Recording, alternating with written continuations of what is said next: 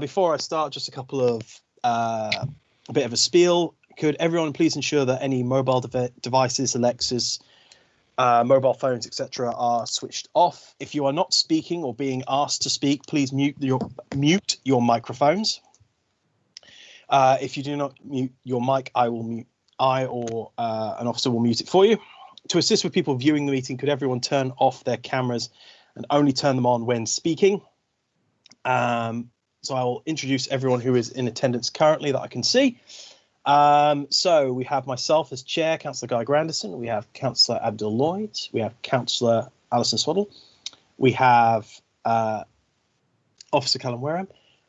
We have, I assume that Councillor Caroline Smith, even though it's reading as guest on my system. We have Councillor Chris Bowring. We have Councillor Clive Jones. We have Officer Graham Evers. We have Councillor John Kaiser. We have Officer Neil Carr. We have Councillor Pauline Helios-Simons, and we have Councillor Shirley Boyd. So with that, and one final note, this webcast, this meeting is being broadcast live, so please everyone, no swearing. Other than that, we can now go on to the actual proper part of the agenda. So first things first, item number 38, have we got any apologies? Yes, Chairman. We have apologies from Councillors Emma Hobbs, Graham Howe and Paul Fishwick, and substituting them are Pauline Helios-Simons, Chris Bowring and Caroline Smith. Okay, excellent. Thank you very much, and thank you for everyone for subbing tonight. Okay, do we have any declarations of interest at all? I take the silence as a no. Other than we're looking at the budget and we're councillors, but that needs to be done at full council, correct? Correct, yes. Don't need to declare that. Yeah. Okay. So moving on to item 40, the appointment of a vice chairman. I'm actually going to nominate someone in absentia, as it were, right now. I'd like to nominate Councillor Emma Hobbs, and even though she's recently joined this committee, the reason for that is she has done a sterling job of substituting for me on management committee, especially over the summer months while I was dealing with my grandmother's unfortunate passing. So I would like to nominate her as the vice chair to assist me in chairing this meeting, especially if I have to disappear at short notice due to a birth in the family. Could I have a second of that, if possible? I would like to second Emma's nomination. Thank you, Alison. Is there any other nominations at all?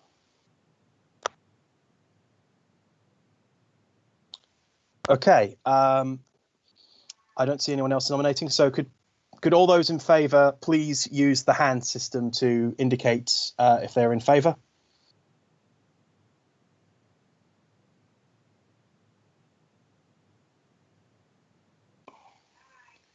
I read that as unanimous. Thank you very much, everyone, and I'll let Emma know later this evening. Okay, public question time. Was any public questions submitted? None received, Chair. Okay, thank you. Was there any members' question time submitted? Again, none received, Chair. Okay, so moving on to item number 43, the MTFP 2021 to 2024. Try saying that 3 times rapidly. So I'll hand over to Graham and to John Kaiser. Thank you, Chairman. And yes, absolutely.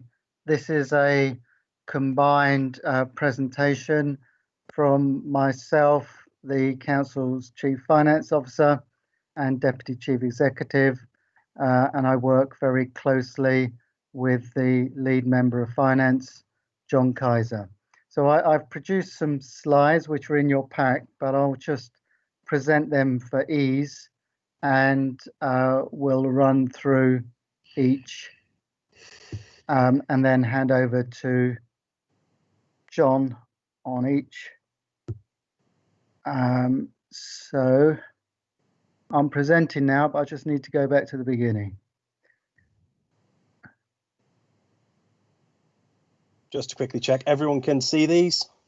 Can everyone see MTFP 21 to 24? If anyone isn't, unmute and let us know. Yeah, I can see it. Great. Okay, good. Go ahead, Graham. Okay. Thank you very much. Shirley, your hand shot up. Are you okay? Can you hear me? I was just going to say, perhaps for the benefit of anyone who might be viewing on the live feed, perhaps someone ought to explain what MTFP stands for. Yes, Shirley, I was going to read it out in full, but I'll look out for any abbreviations and elongate them where I know the answer, of course. Okay, shall I proceed? Proceed, please. Okay. Okay, here's the medium-term financial plan for years 2021 to 2024. And the medium-term financial plan covers the council taxpayers' funds. It covers the housing revenue account, our capital schemes, indeed schools, dedicated schools grants.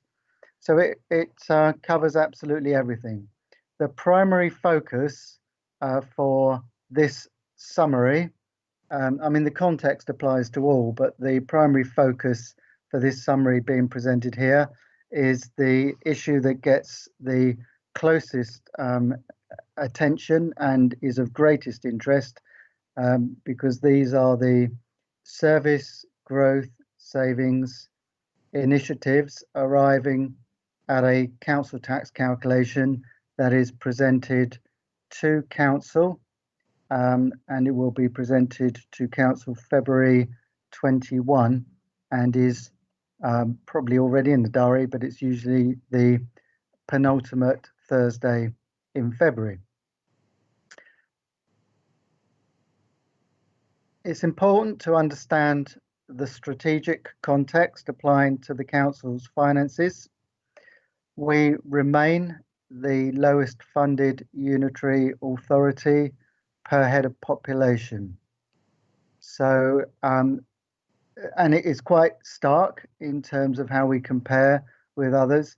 It's quite a movable feast, and it gets harder and harder to compare like with like. But just to give you an illustration for those who may not have been around at the time, but just prior to the previous 4-year settlement, we went into that funded at £83 per head of population in terms of our general grant, when some London boroughs were funded above 1,000 per head of population. So that's more than 10 times per head of population was the funding. We, in terms of our revenue support grant element of the settlement, that disappeared to zero several years back. So we do continue to face the severest challenges when we take into account our funding per head of population. We've had 1-year settlements that have continued beyond the 4-year settlement. This is, I think, the second now extension going into 2021. And we are hopeful that by December next year, that there will be an announcement of a 4-year settlement. But we have for some time been limping along 1 year at a time, not knowing what our medium-term, longer-term financial future is. And the backdrop has been a major funding review with 2 key headings, one being needs, and Wokingham has traditionally scored low through the government formulas on the needs calculation. And also resources is the other key consideration in the major funding review.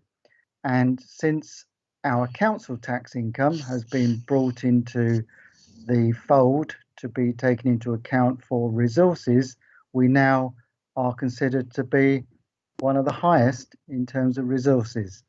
So I am filled with some concern about that settlement when it focuses on those two areas, both of which we traditionally have scored badly on in terms of getting a decent settlement. So we must continue to make representations to wherever we can, ministers with influence, in order to state our case that despite the perception, we still have significant costs.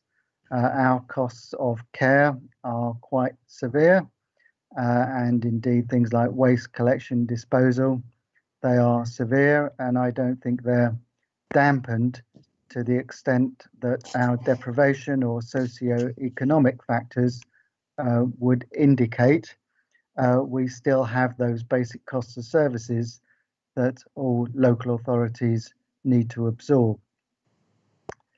We also need to recognise in setting the 21-22 budget and beyond that we had a shortfall in terms of funding the ongoing expenditure. So we found ongoing income, but it was short by the tune of £3.5 million, which means we had to utilise reserves to fund that ongoing gap in terms of expenditure exceeding income. That obviously isn't sustainable, and therefore the £3.5 million cannot be assumed to come from balances on a continual basis, and features therefore as a growth pressure in the following year, which is 21-22. I think this fourth bullet point probably should have been the first, second, third, fourth and fifth bullet point. The impact of COVID-19, 2021, obviously this year, we know it's impacting severely on our reserves, and we also are acutely aware that COVID doesn't nicely package itself into one financial year, and with constant news announcements of rising figures, rising cases, rising deaths, the tier 3 system, the 3-tier system, should I say, that could impact on this council in a way that we do not yet, have not yet factored in, cannot yet factor in. It will impact on, it could impact further on balances this year, and obviously flow into next year. This is both in terms of costs, the adult social care costs that we have to bear in order to step up to support our care providers and those vulnerable in the borough, and probably in terms of magnitude, impact on income. The leisure management contract costs us an awful lot of money because of the loss of income, obviously car parking income. They're two large income streams that have a very significant impact, have had in this year and could have in future years. But we, I'll come to the risks later. We've only factored in the pressures that we know about at this stage. Prior to COVID-19, there already was an adult social care national crisis. There's been a green paper on the, let's say, in gestation for some period of time, and that, despite a few false dawns, has never quite materialized, and I think illustrates how significant the problem is on a national basis, and that was, of course, prior to any of the impact of COVID-19. And previously, we have had assurances about an adult social care precept that we have indeed levied over a number of years. There is no certainty that we will be able to raise an adult social care precept next year, but I am expectant that there will be a reinstatement of that or something of that ilk, because of the very bullet point prior to this one, which explains the severe impacts on adult social care providers across the country dealing with the COVID-19 crisis. We also have contained within the budget intention, it was there last year and it hasn't changed, is the children's services getting to good aspiration. And of course, that comes with a cost. It's obviously an important organizational imperative. To get to good is obviously something that it would be hard to disagree with that sentiment. However, it's about getting to good in an affordable way. C21C is the significant transformation program that the council undertook over the past 3 or 4 years, and resulted in, through reorganizing ourselves more efficiently, introducing IT, we managed to lever out £3 million worth of staffing reductions, which was really significant. The reason why I state that again, I referenced that last year and reference it again because it is fair to say that when we embarked on such quite a radical program in order to save money, as well as enhance IT and with that improve customer services through technology. But as we embarked on that program, we did recognize that we may be cutting a bit deep in places, but the idea was to put it in place, test it out, and then reflect and adjust as we went. So we're contained within next year's budget will be some addressing some perceived shortfalls and risks as a result of maybe cutting a little deep. The next one, the housing numbers. There were 2 white papers, and certainly the first of the white papers, and indeed the second, references different ways that community infrastructure levy and Section 106 contributions from developers, how they may be treated differently going forward. If the housing numbers are forced at the initial levels that were put forward in the calculations proposals, then this council would be have to, let's say, re-galvanize in a massive way to accommodate ridiculous numbers of housing, which, or let's say substantial numbers of housing, which are more than twice previous levels that we've been working to through our SDL work. And obviously the council's made an awful lot of representations to resist this, but if the numbers do come through at the levels that have been previously put forward, then that would have a massive impact on the council's finances and also its services, as it has to accommodate and then provide services for a substantially increasing resident base. What I would want to stress to you, we are in October, and we're in October in a year of unprecedented uncertainty and change, and therefore this budget position could only be put forward or offered in the context of a work in progress. Not only could we have considerable change as a result of COVID-19, but we also don't know what our local government funding settlement is, both in terms of any further contributions this year, if we suffer any additional responsibilities this year, but also flowing forward into next year. We don't know what the settlement will be next year. And then, of course, 1 year from now, we need to ensure we get the 4-year settlement, or well, first of all, make representations to get a longer term settlement, like a 4-year settlement, and ensure that it's a fair one for the council taxpayers of Wokingham Borough Council. I will stop there on the strategic context. It's clearly significant. I could put an awful lot more up in terms of text, but I think it's important to focus on those really significant items.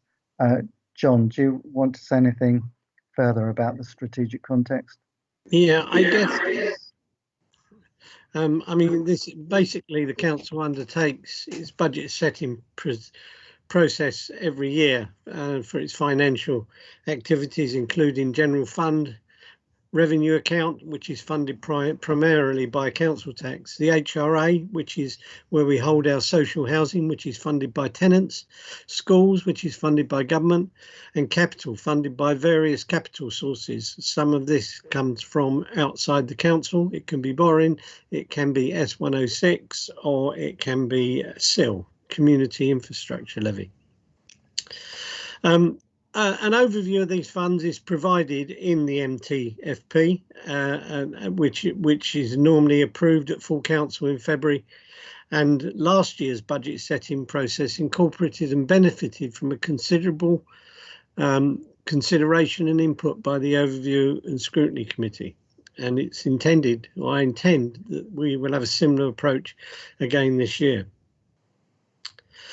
The figures presented in this basically will talk about growth, savings by department, and will be followed by funding financing considerations. And much of the work's already been taken to achieve a balanced budget during these unprecedented and challenging circumstances. It should be also taken in context that the budget setting process is at a formative stage and is quite liquid, and further action is being and will be taken where possible to reduce costs, increase efficiencies and generate new lines of income.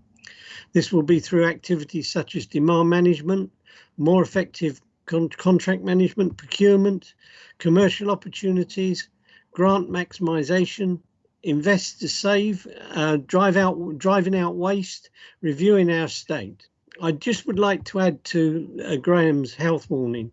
I mean, it should be noted, I mean, say the budget 2021-22 budget would already be balanced with a transfer from reserves, while leaving the general fund that would leave the general fund balances at a sufficiently safe level.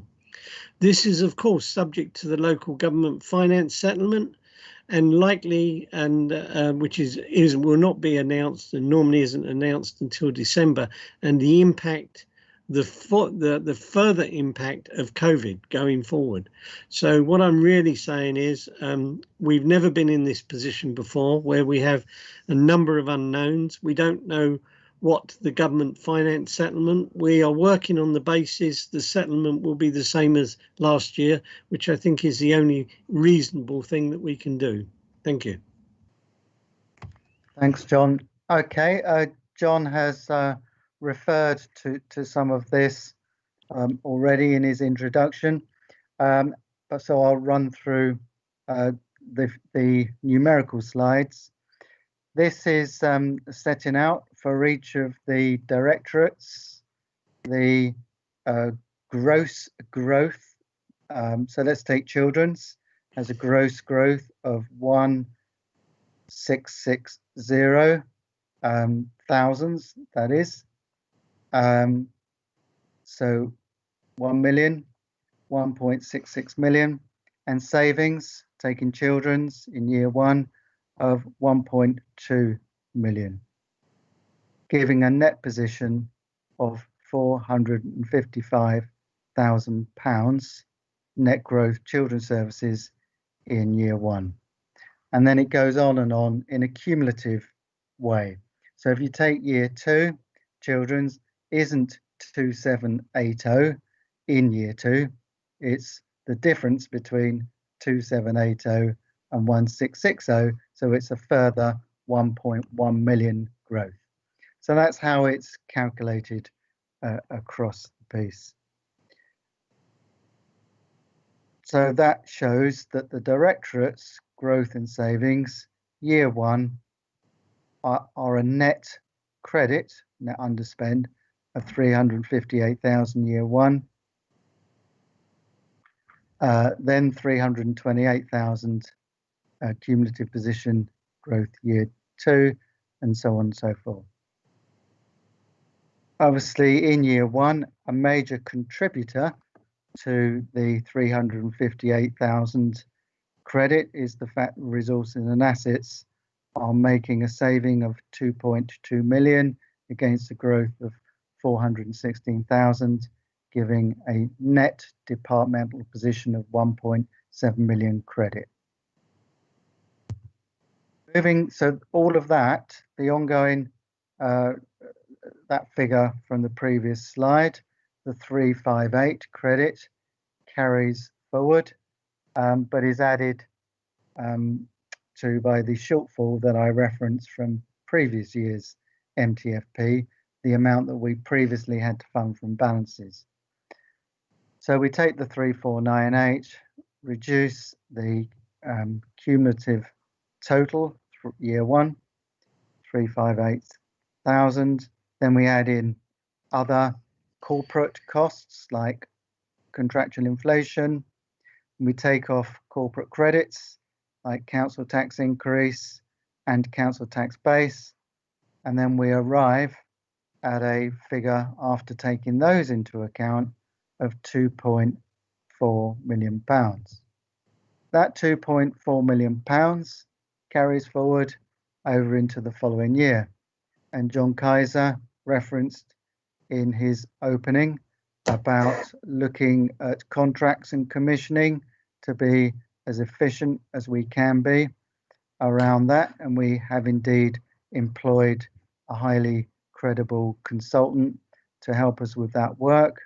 We've also engaged someone to help us with our commercialization program, and when I talk about commercialization, I'm not just talking about setting up companies or cafes to generate income. I'm talking about early intervention, prevention, demand management, as much as I am new lines of income. So in addition, you would expect this organization, like many other organizations across the country, to be waking up to the fact that we need to reimagine ourselves as an organization and the footprint that we will need to operate from. And therefore, we would expect to reduce that footprint, I would say, fairly sizably.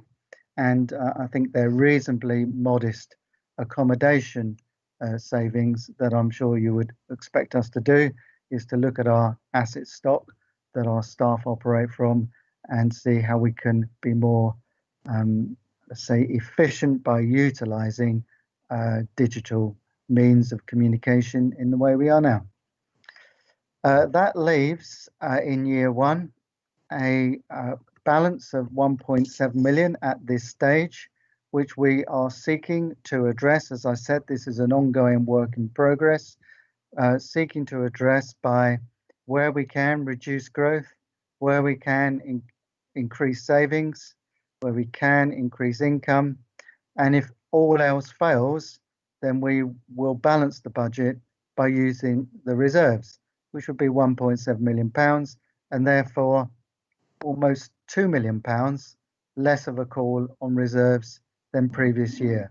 So if it took out the, let's say, the challenge that was passported from last year, or this year, 2021 into 21-22, we've actually exceeded balance in the budget by 2 million. But because, of course, we can't ignore that passporting, we have a residual 1.7 million to consider. And then so on and so forth across year 2 and year 3, you would expect the challenge at the bottom line there go from 1.7 to 3 million to 3 million. You would expect that to increase over the 3 years. However, each year we will have a budget setting process in place in the same way as this year and last year and the year before, and that will of course seek to attend to any gap that presents itself, having recast the figures. If we did address that 1.7 million, then the year 2 will go down to 2.3 million. Sorry, no, when it goes down to 1.3 million. Maths was never my strong subject. So there you go. That actually, from a medium-term horizon, is a very positive position to be. However, it's set in the context that I previously illustrated. So I'll just counter through the risks, and then I hand back to John for his take on this and the previous slides, not already covered. The council tax, we're massively dependent on our council tax. We have all but about 17 million of our general revenue comes from council taxpayers, which is a reflection of the fact that we receive so little grant. Like I said, we received 0 revenue support grant, and we have to return a very significant share of our business rates, means that we get to keep a relatively small part of our what's called retained business rates. Therefore, our dependency on council tax is massive. Every 1% will cost us 1.17 million. Business rates, again, 1% loss is significant for us, and clearly also a risk, as not least for the reasons I was discussing about us as an organisation seeking to occupy a smaller footprint. Other businesses will have a similar strategic stance on that. I've said previously, as I referenced COVID, that I haven't put in anything additional over and above the figures we've factored in from the first lockdown and the continual costs of that. So if we have additional responsibilities and they are not funded, then of course it adds greater pressure, both in terms of this year and potentially next. The other risk is that we know the furlough scheme ends on the 31st of October. We know that will be replaced by an alternative scheme, but it's different, and we need to therefore be very mindful of the impact it will have on the demand on the council's resources and our ability to collect income from households that may yet move into financial hardship. I've referenced before the settlement for 21-22, so that's next year, is unknown, and as John has already said, all we can do is assume that the settlement we received for 2021 is rolled forward, and I've always also referenced the importance of the 4-year settlement, 22-23 to 26-27. If that is a bad settlement, we're stuck with it for 4 years. So clearly we need to be alive and focused for that to make sure our voice is heard at the right tables. A further risk is around other lines of income. The public health grant, has always been rhetoric about that disappearing, and if it disappears, does it go into general grant? If it does, do we still end up with grant, or because we're so poorly funded, does it mean that we get a disproportionate amount? New NHB's New Homes Bonus, we have previously had the benefit of receiving like a double council tax for new homes, as the government's, in accordance with the government's initiative, which was to really incentivize councils to build new homes, and it has been slowly phasing out over years, and there's rhetoric that it may disappear altogether, which is somewhat of a shame and a concern for Wokingham, because we did embrace the new homes build responsibility, and unfortunately it's unlikely we will get the full benefit from that scheme. We also have similarly Section 106 and Community Infrastructure Levy. We've worked really hard to secure a very well, I'd say quite modest in the scheme of things, but a very competitive rate compared with the other authorities. So a rate that generates as much income as we can leverage from developers to fund what we know is extremely expensive infrastructure costs. So if I say that, I don't know what the going rate for SIL is, but it was about £34,000 a house at one time. And we know that a major distributor road would cost 30 to 40 million pounds, and a major school, a secondary school, would cost over 30 to 40 did I say thousand? So 30 to 40 million pounds for a distributor road, and 30 to 40 million for a secondary school. Clearly, if that money dries up, that's going to make it very difficult to continue on the our housing trajectory and the build out of the strategic development locations. John, is there anything you want to add on that slide of risks? No, my only concern is we've made great headway with regards to homelessness in the borough, removing the rough sleepers off the street, and I'd like to think that's something that we can continue to do. And it's very important when we look at things such as fees and charges that we don't allow those to fall on those who can least afford to pay them. So I'm concerned in this budget setting round that we recognise costs, we recognise people's the number of people who may be losing their jobs, or their jobs haven't really panned out quite as well, and when we're looking at licences for taxi drivers and people like that, that we are very careful in what we do and don't add to their woes. But that's really, Graham said really more or less what he said, but I do have that. I would be very disappointed, as I say, if we lose that the ground we've gained. With we don't have a great number of people homeless in the borough, and it falls on all of us to make sure those are given the best opportunity to come in, if you like, or if they're rough sleepers, or they're given decent homes. Thank you. Okay, now we're moving on more to the process side, so that you're clear as a committee the intention going forward. So in setting out the strategic position for this year's budget setting process, 21-22 through to 23-24, part of that will be, well, this presentation is to let you know what's coming your way.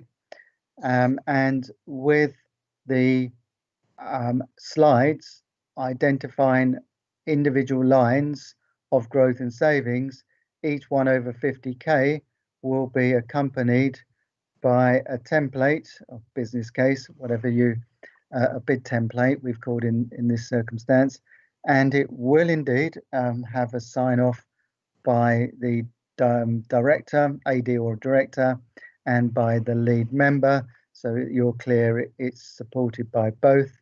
It is, of course, the only way that we can set a budget, but I'm sure it's important that you can see that that sign off is there as you consider it.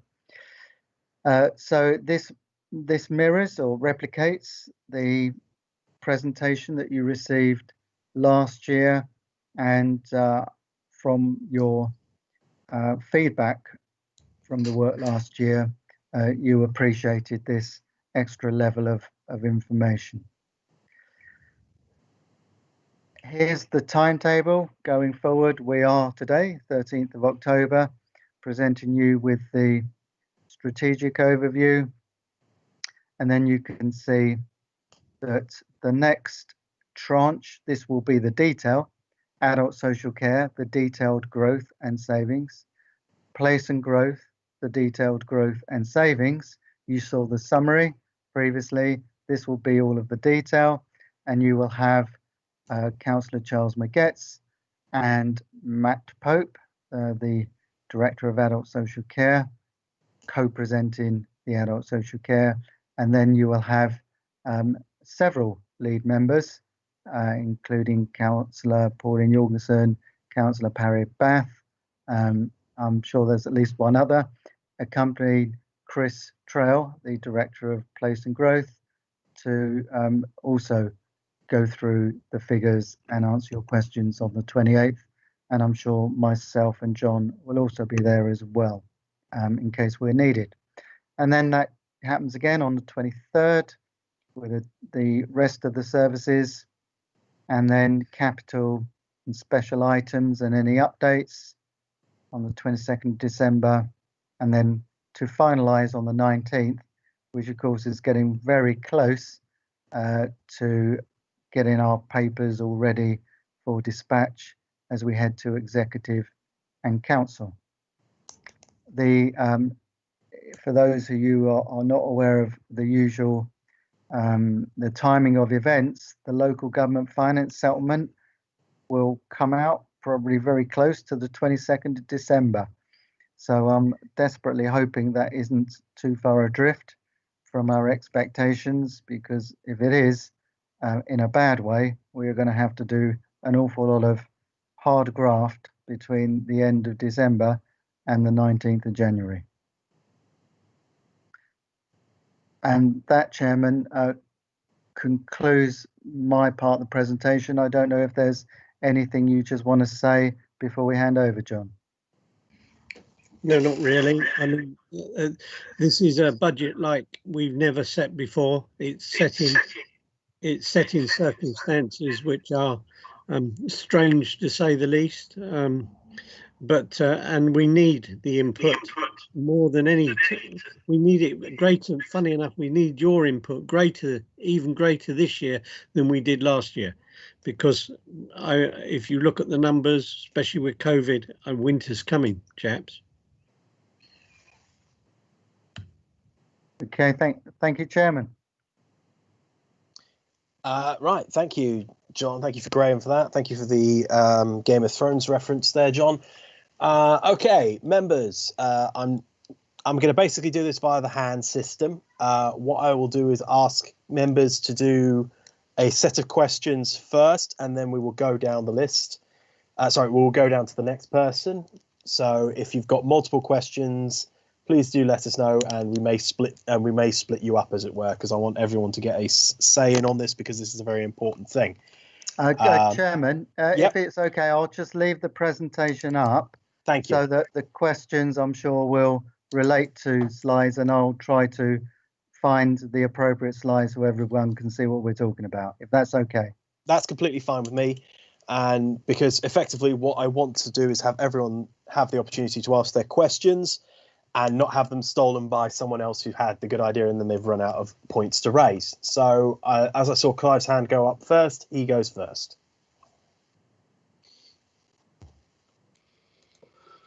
Thank you, Guy. So thank you, Graham, and thank you, John. As ever, very good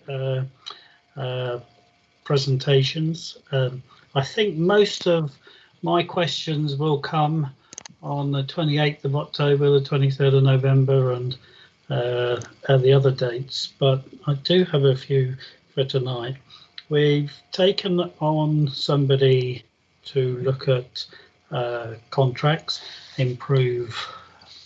make improvements there, and we've taken somebody on for our commercialisation programme. I'm assuming that £200,000 gain on both of those is a net gain after the cost of those people. Is that right? Yes, it is. Chairman, shall I answer each as they go? Or... Yeah, let's try and make it a flowing conversation. Okay. The answer is yes. It's a net, so there is no hidden cost that needs to be accommodated here. It will be a net 200,000 on each. Yeah. Okay. Are these people council employees or are they contractors? Okay. I mean, I don't think. I'm sure this isn't commercially confidential, because it's a statement fact. The SIPFA are the organisation that's helping us with contracts and commissioning review, which I think is extremely important, because it's about having the best possible expertise in the market, and SIPFA have a massive know-how, work with loads of local authorities, know what works, and knows where the tricks are to adopt. So we've got a gentleman on behalf of SIPFA who I'm liaising with on a regular basis. Commercialisation is also an individual very well known in the local government and even indeed the commercial sector, so has a strong track record in public sector making savings. So for example, the reason I got in touch with this person particularly was he was cited as a massive influence of helping Cheltenham move forward their commercialisation programme, and they won Commercial Council of the Year award. Yeah. Just to confirm, Graham, that was an acronym. That was the Chartered Institute for Public Finance, wasn't it? SIPFA? Oh yes, good point. Thank you for holding me account on my acronyms. Yes, Chartered Institute of Public Finance and Accountancy. It is the primary recognised body in public sector finance. SIPFA. Okay. Yeah. All right. And a collection of council tax. We're basing that on 99%. I think at the moment we are at 97%. So if it doesn't improve, and I think it will improve over the next couple of months. Certainly hope that it will. But if it doesn't, it could cost us an extra £3 million that we're not budgeting for, could it? Or would it be an extra 2 million because you're budgeting for a 99% collection rate, not 100%, aren't you? Clive, I've got an update on that for you, which came hot off the press today. We are actually at 98.5 currently. We had, some weeks ago, we had 5,000 people who hadn't paid. We wrote to them, 3,000 paid immediately. We've agreed terms with another 1,000 people, and we're currently working ourselves through that other 1,000 people, which are the equivalent to 1.5% of the total. So I think that we're probably within shooting distance of the target that we've set ourselves. Yes, and I would just add to that as well, a slightly different way of looking at it is where we've agreed a rescheduled repayment dates. So, for example, to back end the payments in the year as opposed to front end, where we've agreed those mutually between ourselves and the council taxpayer, we have reprofiled our budgets, and to date we are taking into account that reprofiling. We are 0.2% above our target. So if all of our reprofiling comes true in terms of is able to be honoured, then we would expect to achieve our target and actually be 0.2% above it. But of course, I'm not for 1 minute saying it's going to be that simple, but that's another way of looking at it. Just to take the question further, is if we don't receive all payment, we can continue to try to collect, and the government will allow us a 3-year window in terms of making our collection fund returns to state whether they've broken even or not, whether they're in deficit. They will give us a 3-year window to address that, as they will every local authority. So they recognise it's going to be difficult year 1, might even be difficult year 2, but we have to the end of year 3 to recoup. So, of course, as I said to those who were present yesterday, we can make all sorts of assumptions of concern that then bring us into play many more millions foregone. But I wouldn't say that's realistic based on the figures we currently have and the fact we have a 3-year window to recoup. We also have been quite modest in putting a 1% increase in council tax base in place when we know traditionally it's been considerably higher than that. So there's a bit of caution there. on top of the 99%. Yeah. What was the increase in council tax base last year, Graham? Oh, that's a good. No, I think it was 2.7 or something like that. It was. 2.7. I'll tell you what. I'm getting that from memory. It was pretty sizable. I'll have to get back to you on it. But Okay. it was. We have had increases, year-on-year increases, considerably higher than 1%. Right. Well, I'm sure that there'll be a little bit of a slowdown on that because of COVID-19. Summer months probably wasn't as much building this year as there maybe was last year, but that 1.7% more actual last year to budget is about £2 million, isn't it? So you've got £2 million up your sleeve. Is that right? Well, it's Well, not up our sleeve. It's in budgeting terms, John. well, it's actually been built into the numbers. Hence, why we're in the position we are with our reserves, Clive. Yeah. I mean, just to add to that, it's all about where you take risks, where you have a bit of caution. I would describe up your sleeve as appropriate caution in the context of the conversation we've just had. And indeed, as you say, how do we know it's going to be 2.7? It's. I'm not being critical at all. No. I'm just trying to understand. No, that's fine. I just Yeah. obviously up your sleeve sounds like we have a load of spare. No, don't take that as a criticism, because it isn't. No, okay. It isn't. It's probably a bit of an old-fashioned term. Apologies for that. So we won't actually be writing off any unpaid council tax for 3 years. Is that, what do you think that could build up to in 3 years' time? No, it's not a case that we won't be writing any off. It's we don't actually. We can keep trying to collect for indefinitely, if it's a bill that should be paid and it's economical, cost-effective, economical to collect. It's just that the government, in terms of public sector accounting, requires certain accounts to balance or be in credit over a period of time, and they're recognizing that a 1-year view on this is not realistic.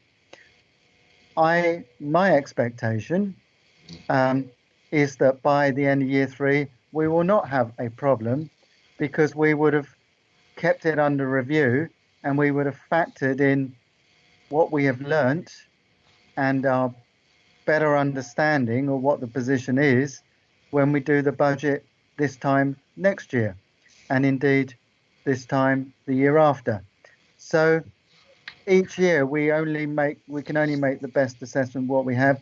I would never allow us to create a budget where we just cumulatively store up for a problem that I would present in year 3. And indeed, for those who remember, I used to, when we knew that our funding was potentially going to drop like a stone, it was called cliff edge funding. We overachieved savings in a 3 or 4 year period in order to reduce this cliff edge and have a manageable grant reduction to deal with when we got there. So the answer is modest and manageable. Okay, I got one more question, Guy, but I'm quite happy to wait until other people have.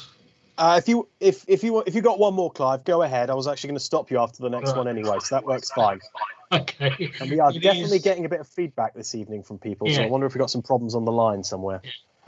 Okay, well, the final question for me, I think, is COVID-19 is obviously hitting us. Are you able to tell us how much it's costing us? Break it down by each individual directorates. Well, all that has been set out in the revenue monitoring this year, end of June, and will again be the end of September, will go to executive in October, so in a few weeks' time, and that will show the impact of COVID this year and broken down by department. What you will see is in the detail that comes through by directorate, you will see through the description anything that's specifically COVID related. It is fair to say as well that when we come to special items, you'll find that there's quite a call on special items, because special items are intended to deal with blips in, say, loss of income or increased expenditure, and therefore I think it's wholly appropriate that we deal with those through one-off funding like special item, rather than put it in as growth or lost income growth, which impacts on the council taxpayer directly. If that's not the ongoing state, I don't think that would be the right thing to do in terms of formulating the council tax. But we do, of course, need to be clear that those special items are for things which are time limited and are not masking a genuine ongoing state. Okay, thank you very much. Thank you. Thank you. Chris. Thank you, Mr. Chairman. Can I just begin by saying how pleased I am that this process is starting up again after the success last year, and I think that's largely down to John Kaiser's initiative. I think he deserves a lot of credit for doing that. Last year, I believe we had an agreement with the Liberal Democrats on the revenue budget, and I think it's even more important if we could achieve that this year. That would be very good to show that there's a unity. Sorry?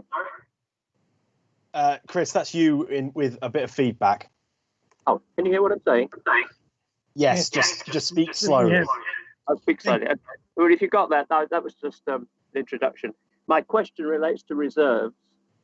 And how can we be sure that for each of the 3 years, our reserves are going to be adequate? And how do we calculate what adequate reserves actually are? Okay, probably start with the last part of the question. Adequate reserves is not an exact science, although some people might kid you it is, or claim it is. What we do is what has previously been considered to be best practice, is we undertake a budget risk analysis, and we do that every year as part of our medium-term financial plan work, and it's contained within our MTFP. So if you went to the version approved in February, you'll find a section called budget risk analysis.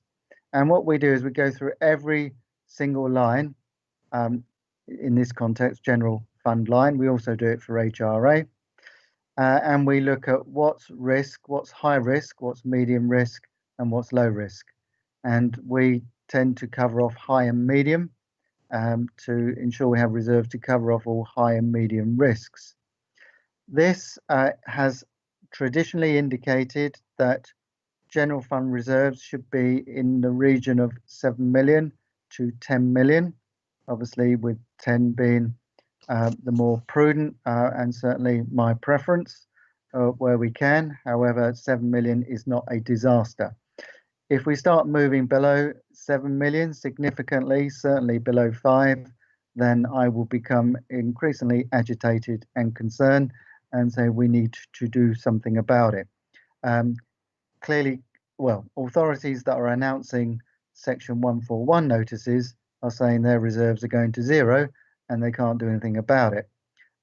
So obviously, even 5 million is somewhat better than many authorities are claiming they are already or about to be.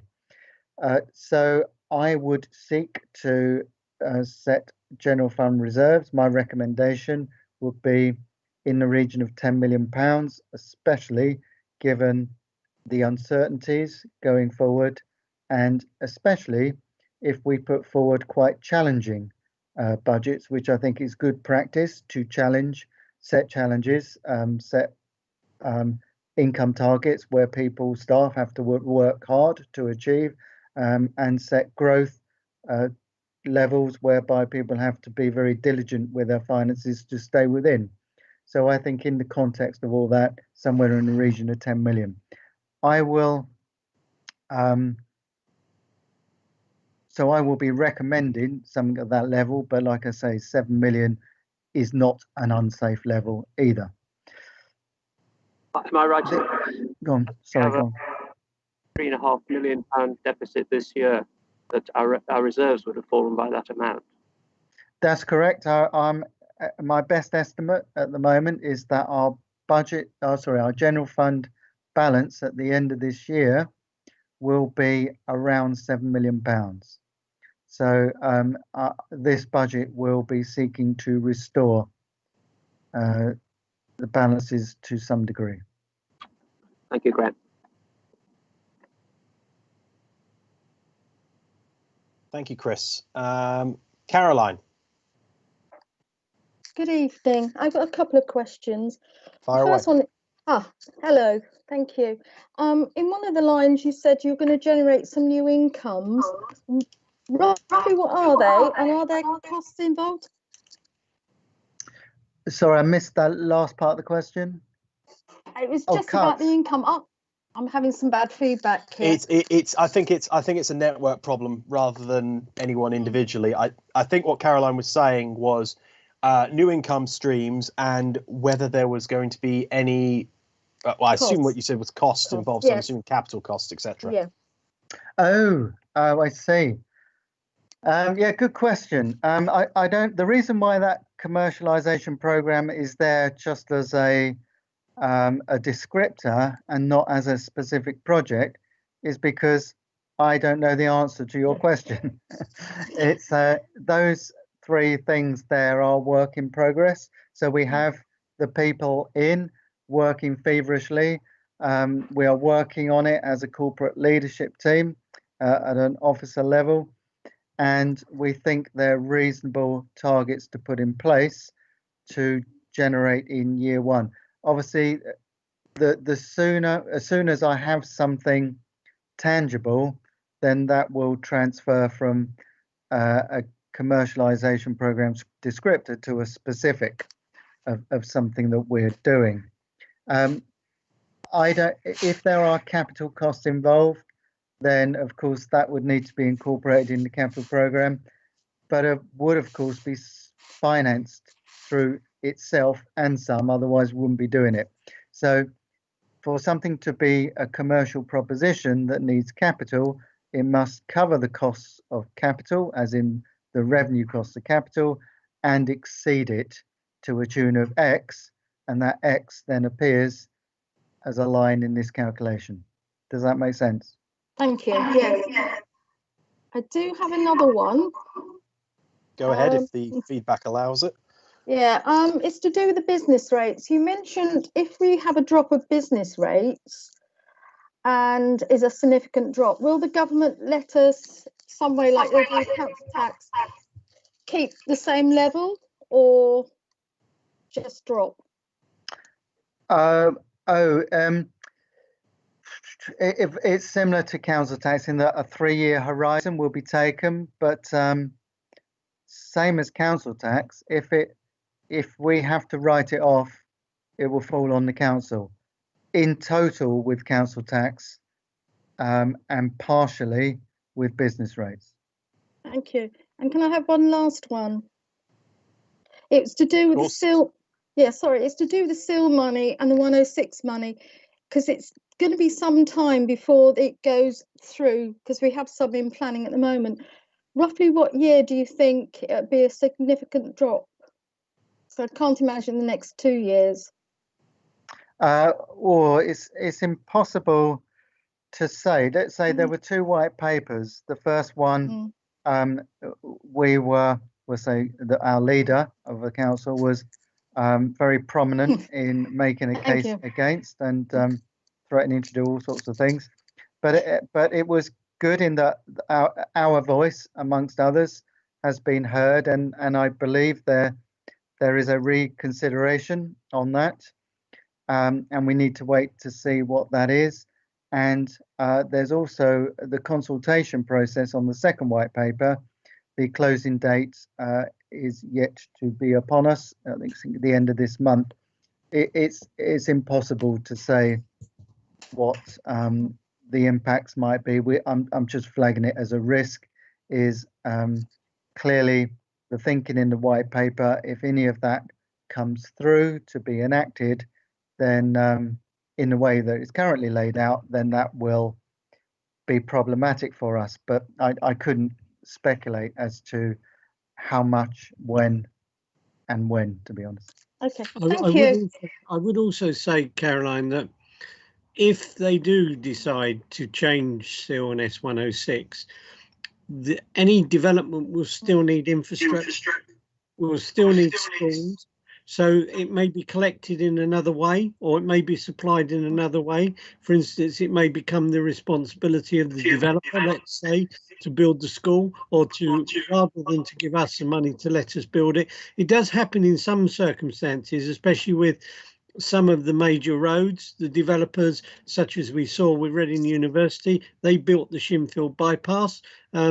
So SEAL could be replaced with infrastructure, if you like, being delivered from somebody else. Ideally, we'd like it ourselves because it gives us the control. Okay. Thank you very much. Thank you. Thank you, Caroline. I'm going to go to Alison now.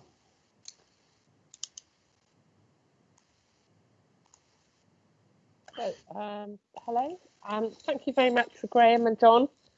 Clearly there's some concerns, but I'm very assured with the way that you've been thinking everything through and considering all the risks. I wanted to ask about children's services. So what are the main growth items in children's services?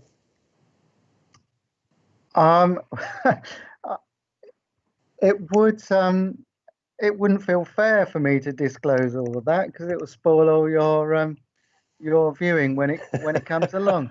Well, shall I ask you a different question then? Yeah, okay. All I would say is a large part of the growth will be really the what's needed in the continuum of the journey to good. Yes. I think that's the best way I can explain it, but the detail, as I said, will come through as timetabled, and then you'll be able to go into the minutiae, and there'll be Councillor Ula Corinne Clark and Carol Camis present to talk through them. Okay, could we look at what are the impact of the current overspend in children's services, affecting this year's budget, and how has this impact been taken into account? Okay, the overspend on children's this year is not particularly significant. It obviously was very significant the previous year, but any overspends or indeed underspends in this year's revenue monitoring is valuable intelligence for the setting of a future year's budget. So overspends presenting themselves already, if we haven't got a plan of how to mitigate those or reduce those, then they have to present themselves as a growth item. So in that 1.7 million, we'll be picking up any of the growth items that have appeared or are expected to appear in this year's revenue monitoring that can't be addressed this year. Okay, so I guess that answers part of the question that you first asked. Yeah. Okay, thank you, Guy. Thank you, Alison. I'm going to go to Shirley now. Thank you, Guy. I've got a question about the proposed savings on the council tax reduction scheme. It occurs to me that these might be slightly optimistic in view of the fact that we keep being told that there's going to be a massive recession and wholesale loss of jobs because of resulting from COVID, and once all these government schemes end. And I just wonder whether that's perhaps a bit of an ambitious reduction in the council tax reduction scheme. Yeah, I take the point, Shirley. I think this is intended to represent the fact of the current. This is where the current scheme is, and probably so in terms of the budget we had and the cost, it's actually coming in under and to a greater figure than this. So this was probably fairly cautious in the first place. I think financial hardship, affordability, and the impact on our income, I would wrap a ring round all those four figures.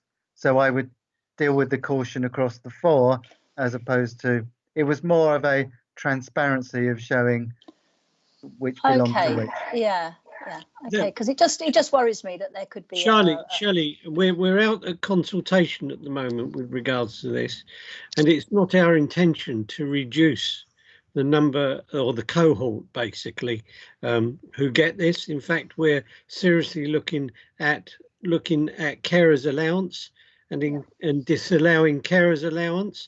It's a relatively small number of people. It's a relatively small, but it's important to those people. So part of that consultation, hopefully, once that comes back, we'll be able to make a more positive announcement around this this process. Yeah. Okay. No, that's great. No, I'm in favour of that. I was just concerned about, if we were planning to make reductions to the scheme in the light of COVID, that might be slightly an ambitious idea. Really. Thank you. I completely understand the point, Shirley, and I guess I would continue to review those four figures in the context of risk and whether we are being overly ambitious in our expectation. As I did say, Shirley, we don't expect the costs of COVID to fall upon those that can least afford it. No, indeed. Thank you. Yeah, no, I understand that. Could I ask one other question? Of course. Touching on the S106 and SIL monies. I have no idea how much we get in an average year. So, for example, how much does that amount to in a normal year? So I'd just be interested to know that figure if you've got it at your fingertips, Graham or John.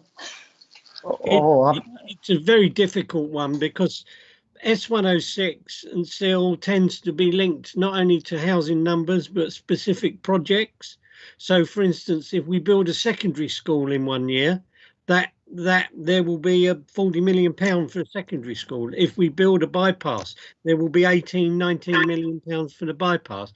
So it's not a very easy thing to say, because as the houses come out the ground, they produce that money. Now, the only thing that we do, the only impact we really have on it is we may decide that the infrastructure is needed sooner than later, and we may borrow the money on the understanding that it will be paid by the SIL as it comes from the developer. So we can't say this year we're going to get £400 million worth of SIL, for instance, or £200 million worth of SIL, because a lot of it's very much specific to projects of infrastructure. Yeah. So if but you must have some idea at the beginning of a year, roughly, in order to be able to budget for things, roughly how much might come. So I was just wondering that if this year when we put together, we were matching expectations in terms of what was coming in. Well, if you look, we put together something called a capital programme. Okay. And I think we were criticised because we decided to reduce the capital programme because we weren't sure when that money was going to come. So what we did was we looked at programs that we thought probably wouldn't get delivered anyway, or they weren't essential, and we actually cut those, or we deferred them until the following year. So that way we're trying to match the money against what we're getting in. So at the beginning of each year, we have a capital program. We know what percentage of that capital program will be paid for by SIL.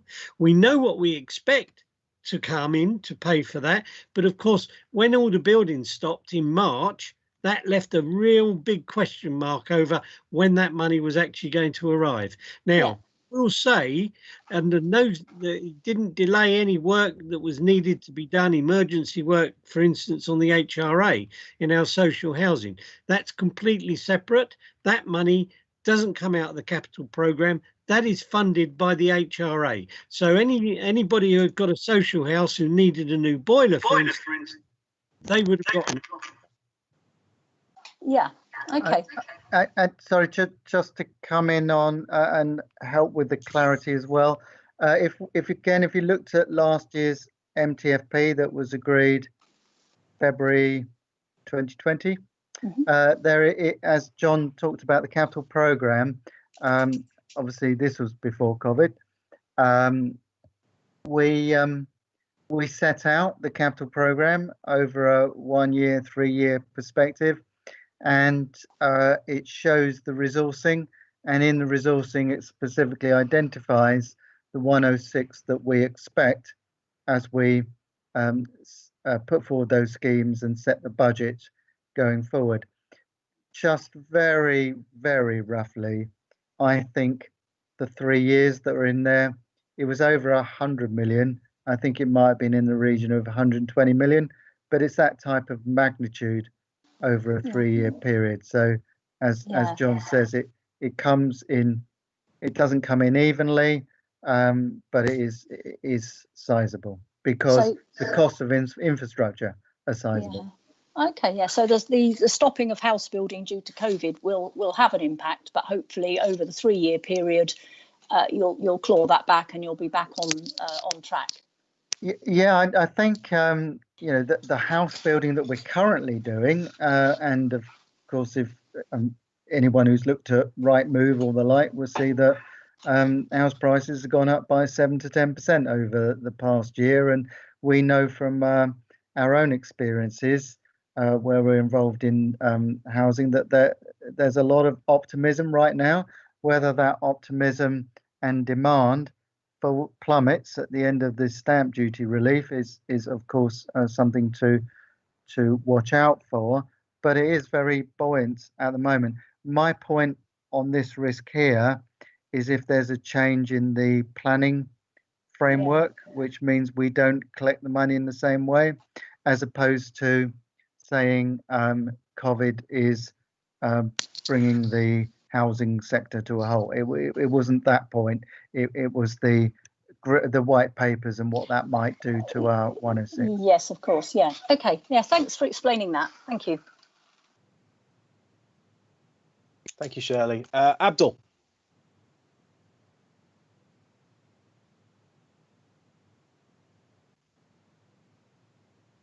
Good evening, all.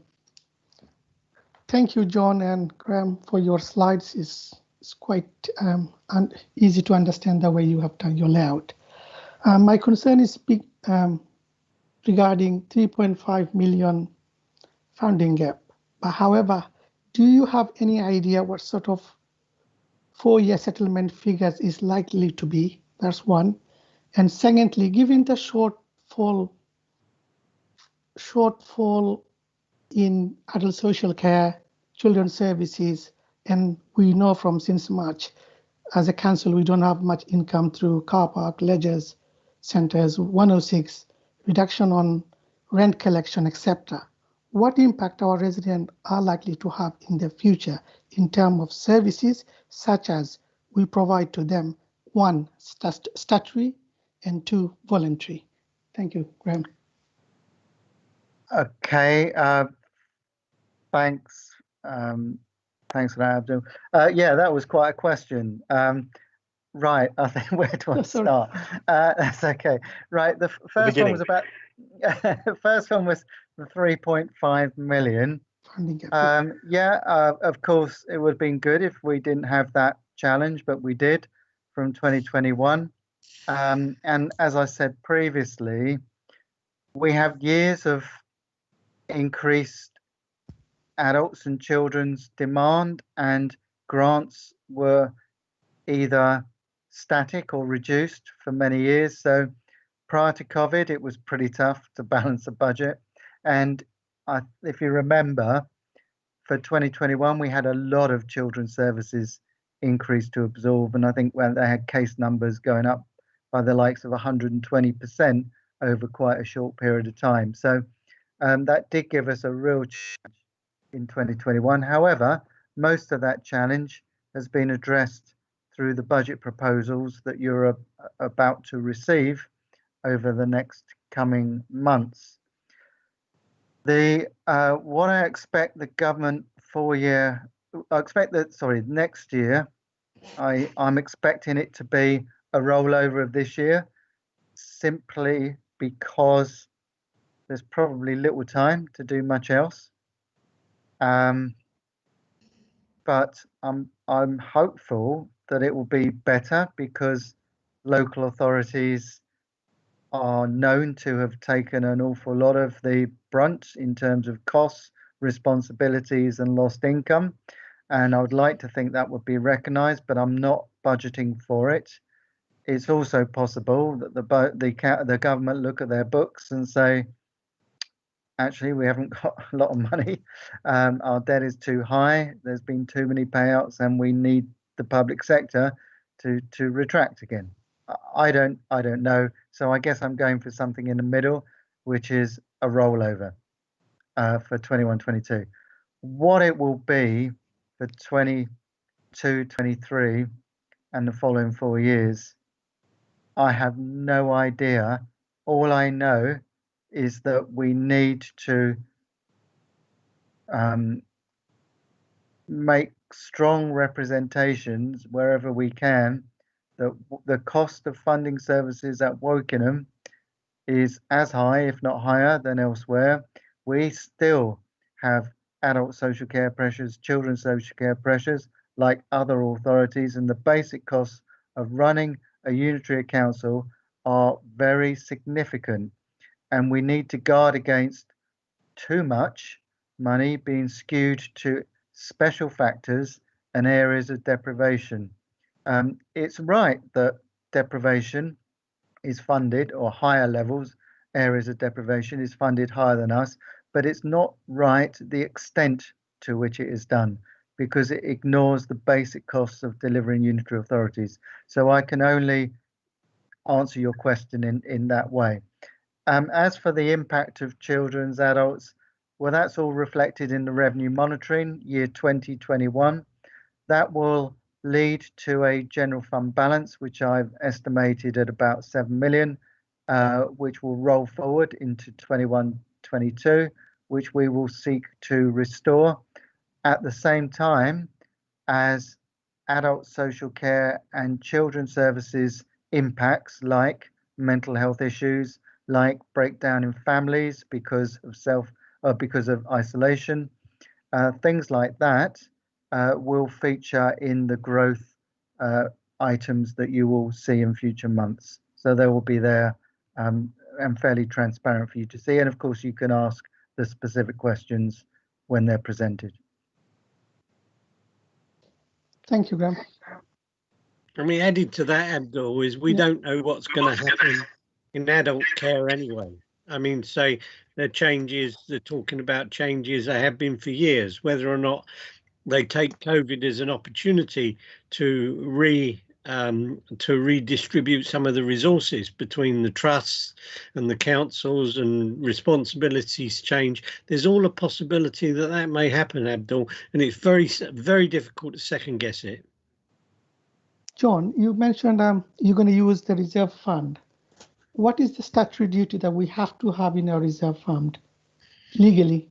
Well, I mean, again, I mean, there is I think it varies from council to council, but really it's really the auditors look at us and they look at what we're doing. We make a judgment ourselves, but auditors will also say, well, we believe that your reserves are safe or your reserves are adequate. The fact that we went into this with the 10th highest reserves of any unitary authority has stood us in good stead. Because if we hadn't, if some of the, as Graham talks about 141, what 141 in basic terms means is you're writing to the government saying that you're broke. We are not in that position. We don't expect to be in that position. But there are councils around the country that unfortunately are. And just to expand, John's absolutely right that the auditors will have a view and cast an opinion. The actual statutory responsibility in terms of determining what is a safe level of balance lies with the council's chief finance officer, who's myself. So under the council's, sorry, it's a section 151 officer is also the other expression used for the council's chief finance officer, and that's section 1 because that is prescribed for under section 151 of the Local Government Finance Act. And one of the responsibilities is to determine what is a safe level of balance is what, and as I've previously described, the best way to arrive at that figure is to use what we call the budget risk analysis calculation. Thank you so much for your comprehensive answers. I was looking at some of the local authorities such as Luton, Tower Hamlets, and some in Birmingham, and it was really frightened. So that's where it was coming, like, how are you going to cope with this sort of situation? So we will see when our 4 years settlement figure arrives. That's going to be a challenge. Yeah. Indeed. Thank you, Abdu. So Thank you. I just want to quickly pick up on something that was said there. So we had the 10th highest reserves of any unitary in the country. And that's including the likes. Does that include the likes of like Cornwall and Buckinghamshire? Buckinghamshire only recently came into existence. Maidenhead did a survey of every unity authority, so they could show how it was basically their finance and chief executive laying out the position that they were in, and within that graph we were there and we had the 10th highest reserves. Yeah, and Guy, to specifically answer about the authorities you quoted, they're counties, they're not unitary authorities. So no, it wouldn't include those. Well, actually, because isn't Buckinghamshire now a whole unitary authority? Because Cornwall's all one unitary authority. Because I was thinking the largest unitaries in the country, Cornwall was the one that immediately sprung to mind, and then after that, it was because you got Wiltshire, because then you got Swindon as a separate unitary there, and Bristol, if I remember right. I'm sure. Well, it's the ones you said are county. Devon is county council. And I didn't say Devon. Oh, I said sorry, Bristol. Bristol City. Bristol might be a unitary. Some of the others you definitely said they would county. Buckinghamshire is a county. I thought Buckinghamshire became a unitary, like because it was. Buckingham is a unitary, so is Bristol. Well, were they at the time that graph was done? Yeah, that's the question. Yeah, they have been for years. No, it's only recent. Really? Yeah, I want to say it was this year that Buckinghamshire turned. In which case, it won't be on that graph. Yeah, but I know that Cornwall's been a unitary for years. Yeah. Because they merged that in was that like 2005 or something? We'll send you a copy of the graph. Yeah, I think it'll be interesting because I'm just sitting here thinking we got the 10th highest reserves, and we've got to be in the lower quarter of terms of population and size. Yeah, that would be interesting to see that graph. Yeah, the graph that John refers to went public in July, so of course we can dig it out again. But those graphs produced by SIPFA, and there was I think there was a further graph as well that we put in there. They all went into the executive public report in July. Okay, we'll have to look into that again. Okay, right. That's my little sidetrack on that particular topic done. Pauline. Thank you. It's a question for John, and it's changing the perspective of the discussion somewhat. John, can I have your current view on our capital investments, such as property that we own in Twyford or Peterborough, and whether you think there's still value for money, and what sort of value they are to the council, and in what ways they're valued? Yeah, Pauline, there's been a lot of bad press about councils, and I've got to mention it. It's like Spelthorne, who've got £1 billion worth of property, who actually earn almost more from their property portfolio than they do from their council tax. We need to put ours into perspective. What? Yeah, we need to put ours into perspective. We have about 8% of the investment that they've got at Spelthorne. Our total council tax we collect is about 120 million, and our investments give us about 2 million a year when we paid interest. But I would also say that we only have one development which is out of borough, and that is in the distribution field. It's a warehouse, and of course what everybody wants at the moment is warehouses, people like Amazon and all those sorts of people that do deliveries, and the others we predominantly looked at supermarkets. And of course, again, what does everybody want? Well, supermarkets. If you look at the results of, if you look at the Tesco results, I mean, they're just incredible. Now, the supermarkets we've been involved in don't have a particularly, their parent company has a good reputation, but, and this is Waitrose, part of the John Lewis Group, but Waitrose is the jewel in their crown, and it's highly unlikely that they will run into trouble. So that said, though, going forward, one of the things we are beginning now to look at, we understand that investment, by investing in houses and housing, we get two bangs for our buck, because not do we put people in decent, affordable homes, but we also earn a reasonable return from it. So we're looking to refocus our commercial investments into homes, using hopefully our housing companies to deliver. I hope that's comprehensive. Yeah, thank you, John. That's really helpful. Thank you for that explanation of what we're doing at the moment. Thank you. Okay, thank you for that, Pauline. I've got a couple, but Clive, go ahead.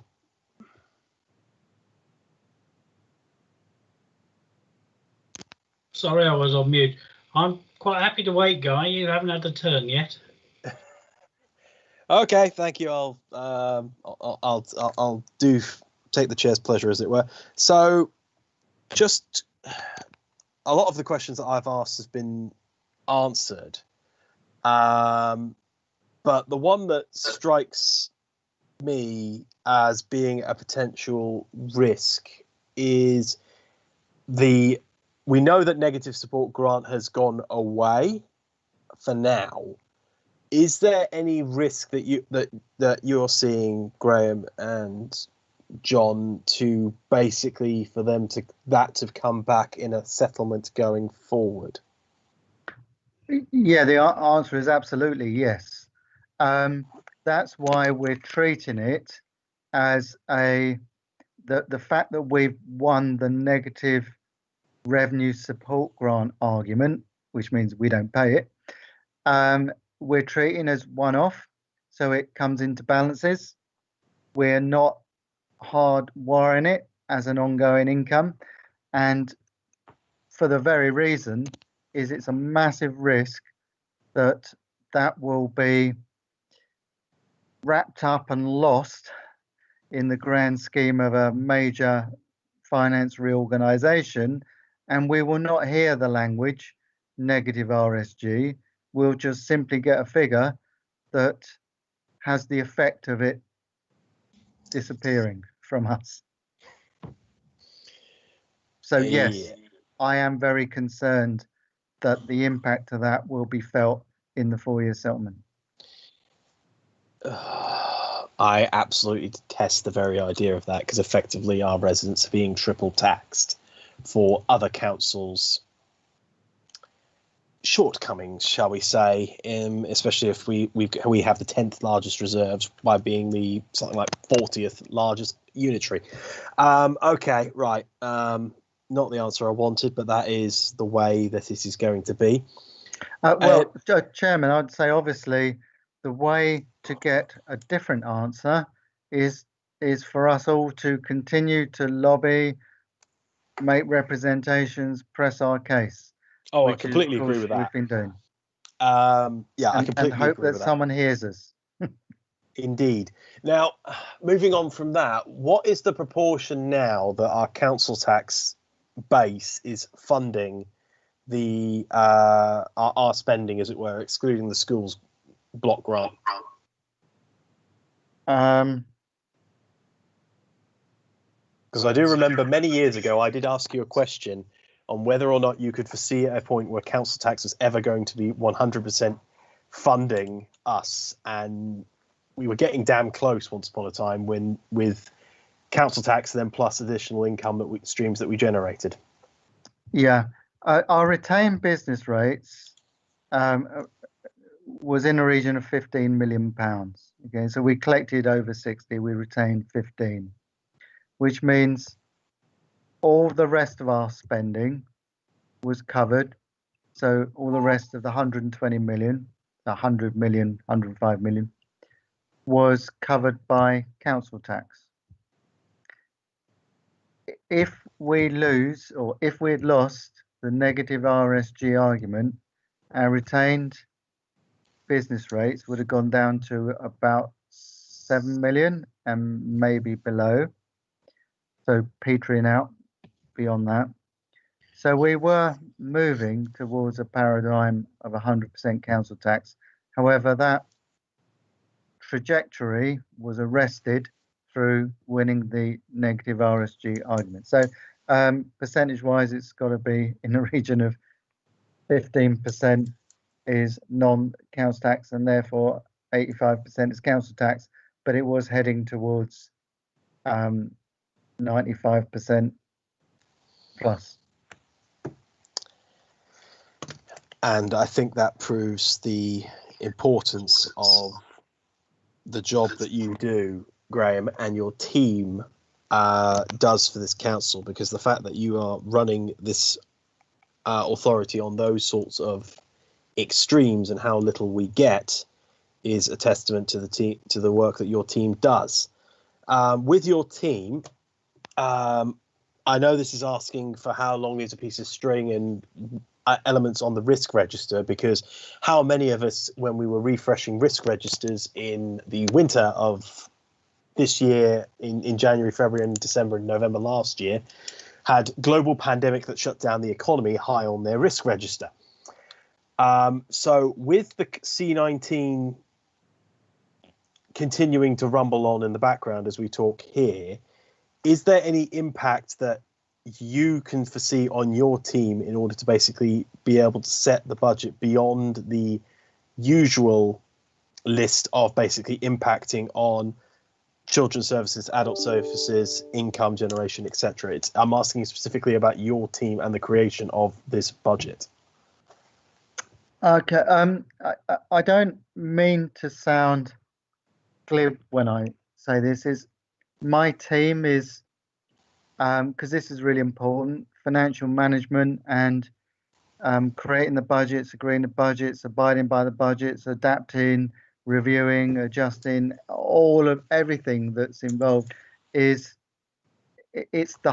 pretty much the whole council. So this committee here play a vital role in all of this as well, and obviously that will come through particularly when we go into the detail.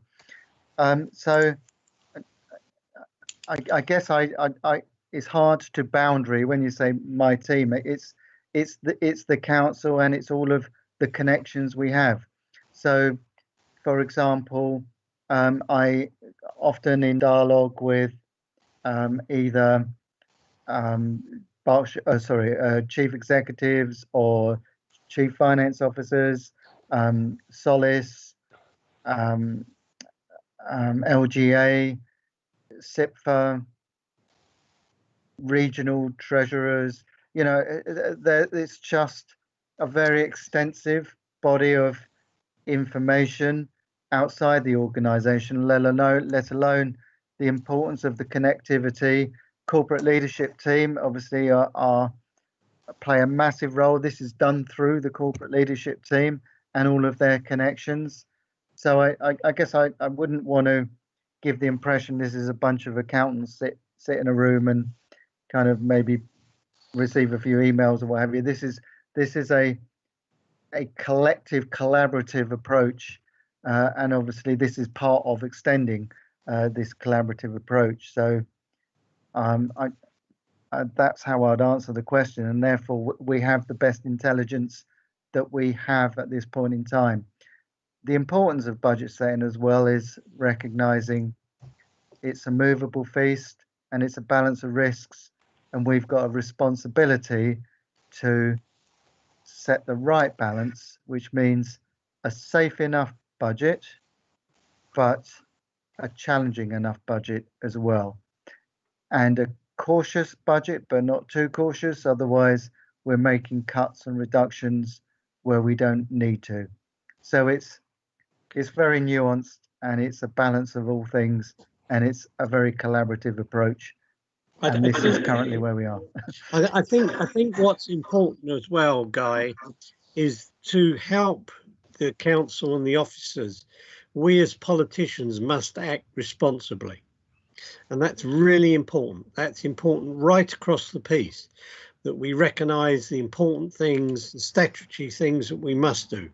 There are some things that if we had to lose, because I mean, this is very much like trying to land an aeroplane in a hurricane at the moment.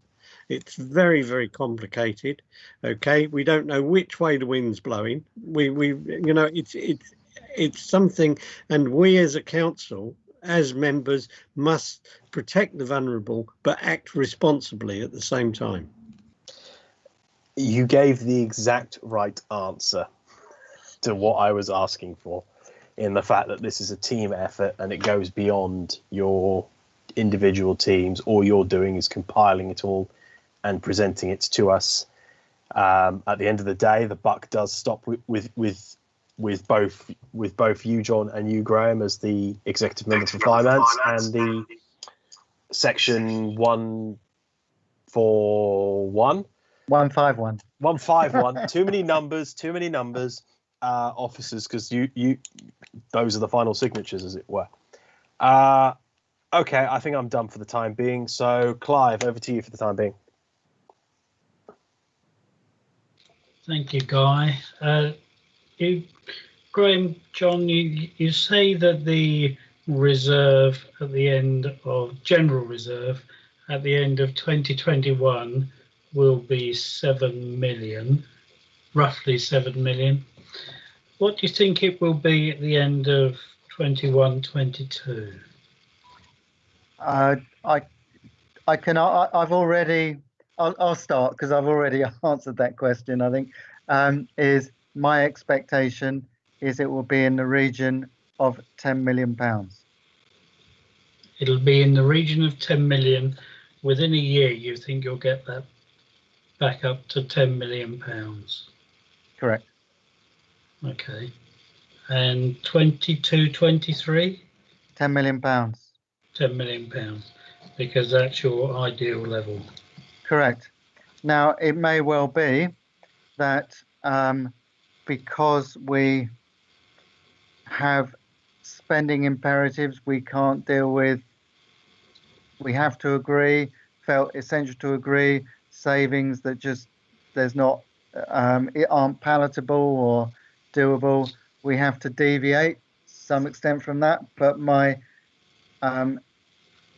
intent, desire, and expectation is that in each of those 3 years we will have general fund reserves budgeted to arrive at around £10 million.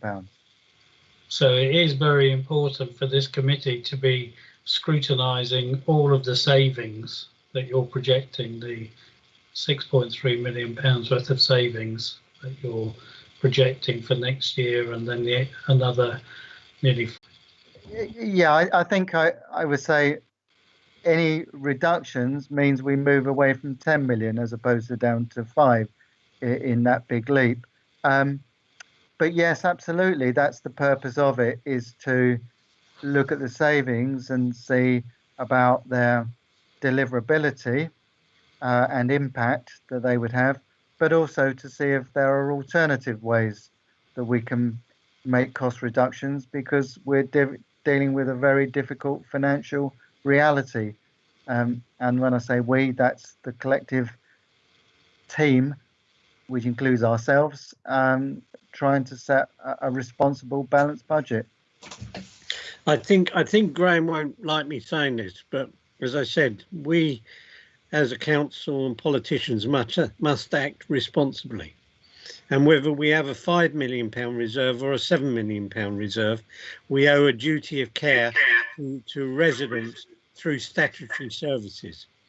So there's two things that drive that, really. The fact we have to deliver statutory services, and they're all under pressure. Children's are under pressure, adults are under pressure, we're all getting a bit older.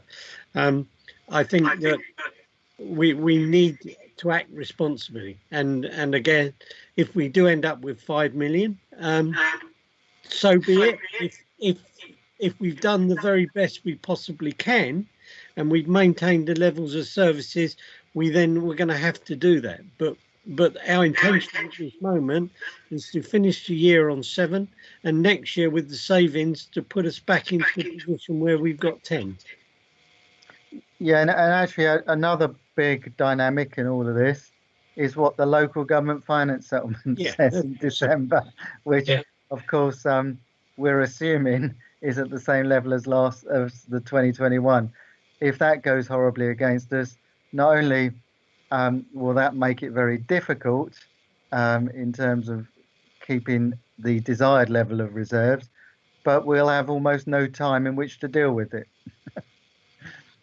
And another factor could be we are looking to grow what the council does by 5% with growth of £6 million next year, and then over the next 2 years 10 million, over the next 3 years 14 million, which is quite a significant growth, isn't it? Yeah, and if you look at those growth lines, the two biggest figures stand out as care.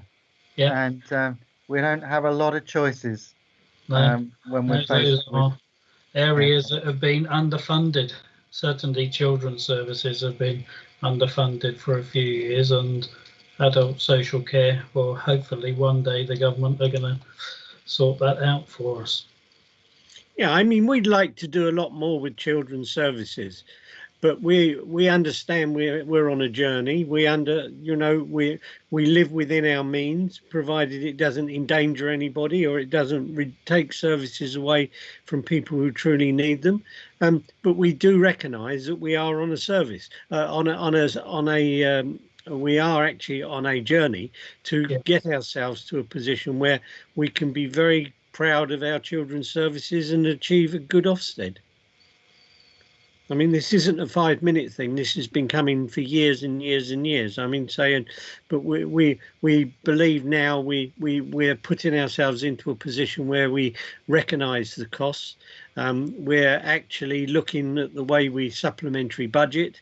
There's no shocks like we saw last year with the increase in spending legal, and we get to September and there's another £800,000 in the budget. We're stopping that because we may still incur those costs, but at least we know they're coming. So it gives us an opportunity to budget for them.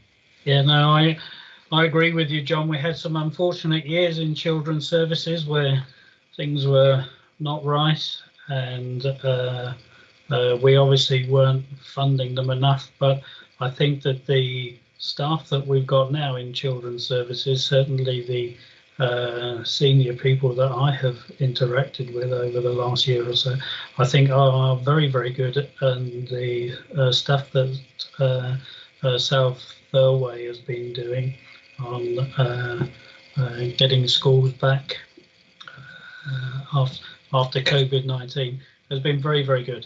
Very good. I think he's done an excellent job. Very complicated, very difficult. I mean, when you look at the cohort of our children that have gone back to school, it's very impressive. Yeah, I would agree with you. Okay, thank you, Guy. Okay. Thank you, Clive. Okay. Does anyone else have any questions before I say my piece? Because I think we've actually covered quite a bit tonight. We're looking at the strategy here and the overview rather than going into the nitty gritty. But does anyone have any questions on the overview so far before I start again?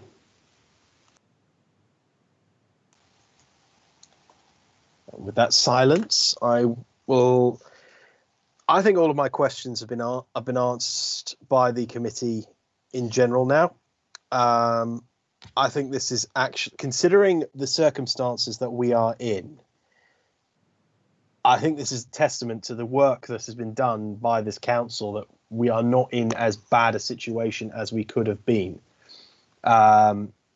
especially given the shortfall that we could have had in this regard, which is, well, 2.5 million if we're looking at the information on the slide now.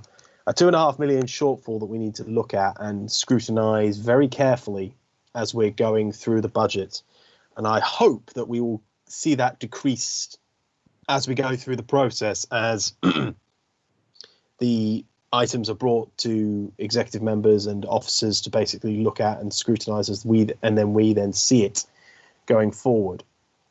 One final question for you, Graham and John, is basically we've already discussed what you want from what you want from this committee, and basically is assistance and scrutiny of this budget process. Is there anything else that you want from us to basically give guidance and assistance in this budget setting process for this year, in this most difficult of years? I'm happy to go first and then let John conclude. First of all, actually, Guy, I would want to echo what you said in terms of the response to the challenge. We actually started off the budget setting process with a £13 million gap, and the work that's gone on, initially through corporate leadership team and obviously then engaging with councillors to get to this stage, executive members, we've managed to get to this final slide here, which effectively says year one, there's a £1.7 million gap yet to be addressed. So I know there are authorities, even not that far from here, who would be extremely envious of such a position. And we know, as Abdul said, there's authorities that are in real dire straits because the figures are just scary and they don't know really how to address them. So £15 million gaps plus. Ours is 1.7 next to a £15 million gap, and we brought forward a £3.6 million problem. So I think it's incredible what has been achieved to this point. And there will inevitably be a degree of risk associated with that in bringing that forward. So I urge you to recognise and accept that budgets do contain risk, and if we stripped away all the risk, then the figures just get, the gap just gets bigger, and then we have to make more radical and severe reductions that I think could have much greater negative consequences. What I would also say is, if you have any intelligence about service efficiencies, specific service efficiencies, rather than a transformation review and a efficiency review or a accommodation rationalization, but specific things that could be introduced would be really welcome, because we can't afford to leave any stone unturned in terms of helping us find that reduced cost or that extra line of income to help us meet the challenges over the years ahead.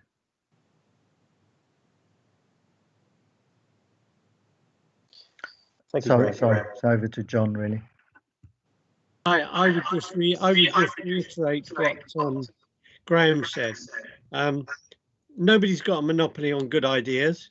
So, I mean, we hope as we go through this that some of the stuff that we've done will be questioned, and possibly we can go back and review it in light of some of the suggestions or questions we get asked. The other thing I would suggest is that this was done very respectfully last year by the group, and bearing in mind that where we are at the moment with regards to COVID, I would ask for you to do that again this year. Thank you. That's all I've got to say. Thank you, Graham. Thank you, John. Clive, do you want to quickly come in here? As I see your hands shot up. Yeah, I didn't catch what John said then. Actually, it all went very weird. crackly. What I said, Clive, was that we don't have a monopoly on good ideas, and anything we bring, and when we bring anything here, we expect it to be questioned, and hopefully we may go away and come back with some other suggestions or something we might have not thought of. And we would like to think that you will treat this with the same level of respect you were treated last year by the group. Yeah, we will. We will. We appreciated last year, and I'm sure it'll be the same this year. I think I must have said several times in various meetings that I think the work that was done by this committee last year was very, very good, and a lot of that is because of the work that you two put in, giving us a lot of information. But I've just got a quick question on this slide that we've got up now.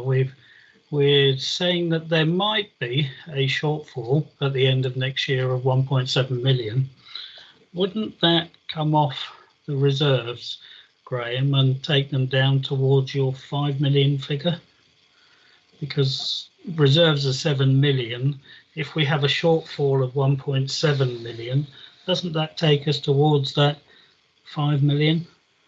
I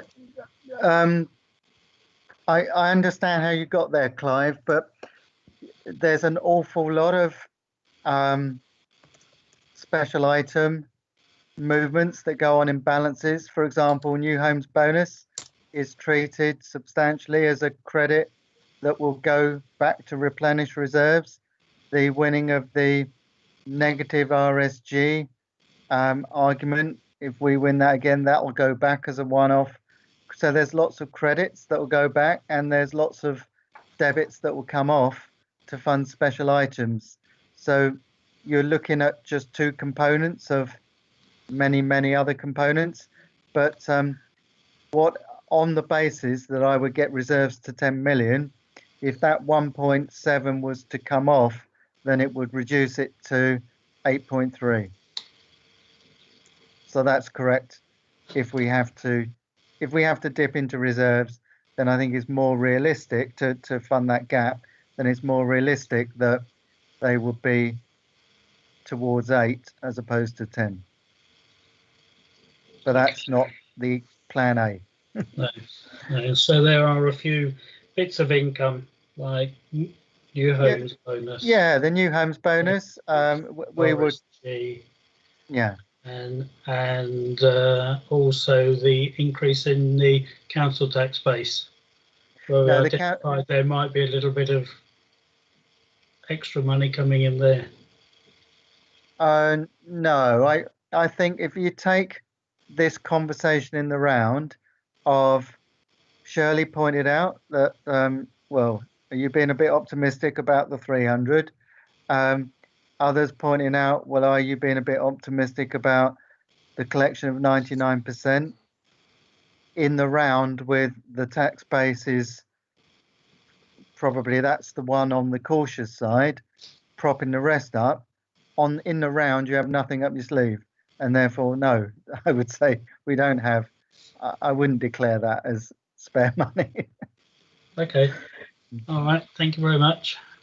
I'm finished, Guy. Thanks. Thanks, Clive. It is a very good question. It's also an important one to ask, especially for residents watching, because not everyone is an accountant who understands how all of this goes together. So it is an important question. But yeah, thank you very much, Graham, John. We've got a lot of work ahead of us over the next couple of months. I'm not going to do it in weeks. With the next meeting, we're going to be going and looking through adult social care with place and growth, which is going to be a particularly interesting topic, especially what's gone on for this year. So with that, I think we're basically done for this evening, unless I'm missing something. Let's rotate my agenda again.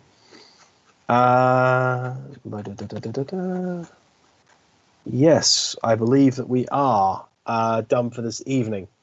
So, Graham, John, thank you very much for doing this. You're welcome.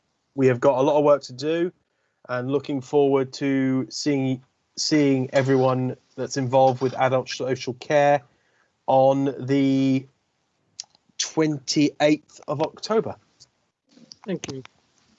And also, just for your reference, Graham, I have asked Anne to basically increase the number of meetings for next year for community and corporate, so that way you've actually got some fixed dates in the diary around February, March time instead of back in like August. Okay, thanks, Guy. I'm looking forward to it already. Okay, with that. Okay, with that, thank you very much, everyone. Have a very good rest of your evening, and we can draw the meeting to a close. To any residents, thank you very much for watching, and I close the meeting formally at 21:06. Thank you, Thank you, Guy. Thank Thank you. Bye. Thank you, everyone.